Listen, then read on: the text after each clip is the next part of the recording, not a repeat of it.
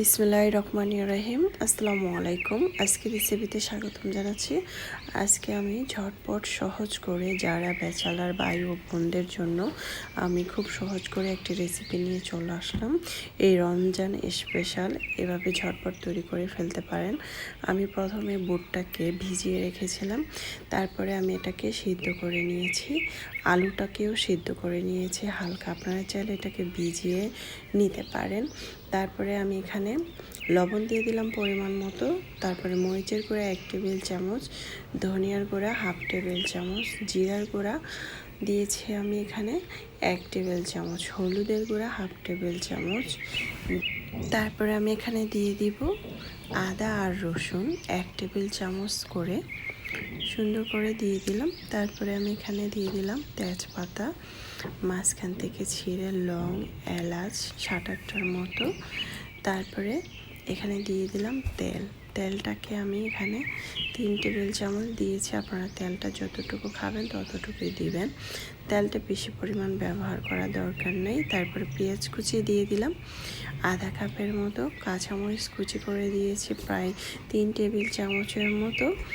তারপরে আমি হাতের সাহায্যে খুব সুন্দর করে মেখে নেব।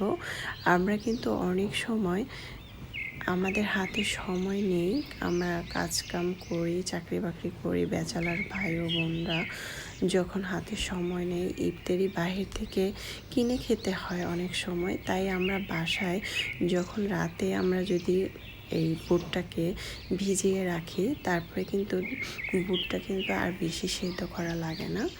তারপরে আমি এখানে পেঁয়াজ বেরেস্তাটা দিয়ে দিলাম। পেঁয়াজ বেরেস্তাটাকে দিয়ে হাতের সাথে সুন্দর করে মেখে দিলাম। মেখে আমি এখানে পানি দিয়ে দিলাম। পানিটা আমি এখানে 2 কাপ থেকে 3 কাপের মতো দিব। কিন্তু আপনারা যদি এই বুটটাকে সিদ্ধ না করে দেন, কাঁচা দেন, তাহলে আপনাদের এখানে 5 কাপ পানি দিতে হবে। তো আমি সুন্দর করে এখন চুলায় বসিয়ে দিলাম। নেড়ে চেড়ে মিক্স করে ঢাকনা দিয়ে ঢেকে 5 মিনিটের মতো চুলার আঁচটাকে বাড়িয়ে 5 মিনিট পর চলে আসলাম। দেখতে পাচ্ছেন পানিটা কিন্তু অনেকটা শুকিয়ে গিয়েছে, এখন মাখা মাখা হয়ে গিয়েছে। এখন আমি নেড়ে চেড়ে দিচ্ছি। এরপর যে আমার চুলার আঁচটা কমানো আছে, আমি এখন আবারও চুলার আঁচটাকে বাড়িয়ে এখানে দিয়ে দিব ধনেপাতা কুচি। ধনেপাতা কুচিটা দিয়ে সুন্দর করে নেড়ে চেড়ে দিব। এখানে টমেটো কুচিও দিয়ে দিব। টমেটো কুচি আমি প্রায় 1টার মতো দিয়েছি, আপনারা যতটুকু খাবেন ততটুকু দিবেন পরিমাণ মতো।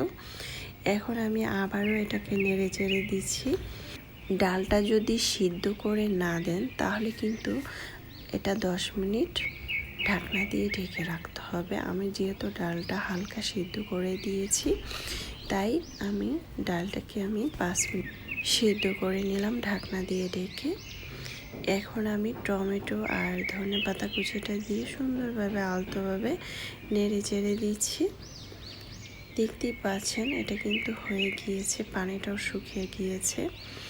আশা করছি রেসিপিটি ভালো লেগেছে। ভালো লাগলে অবশ্যই চ্যানেলটা সাবস্ক্রাইব করে লাইক দিয়ে পাশে থাকবেন। দর্শক, আপনারা তো অনেক সময় অনেক রকম করে বানিয়ে খেয়েছেন, এভাবে একদিন হলেও ট্রাই করে খেয়ে দেখবেন। আমার মনে হচ্ছে এভাবে মাখিয়ে এই বুটটা রান্না করলে খেতে অসম্ভব মজার হয়। পারফেক্ট একটি বুটের রেসিপি, এটা আপনারা অবশ্যই বাসায় ট্রাই করবেন। খুবই অসাধারণ একটি রেসিপি, কোনো ঝামেলা ছিল না।